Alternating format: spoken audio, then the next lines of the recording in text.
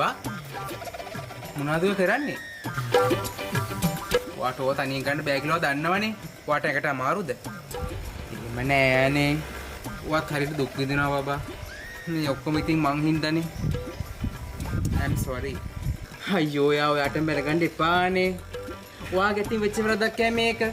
ඔයා මොනා කරන්නද? What?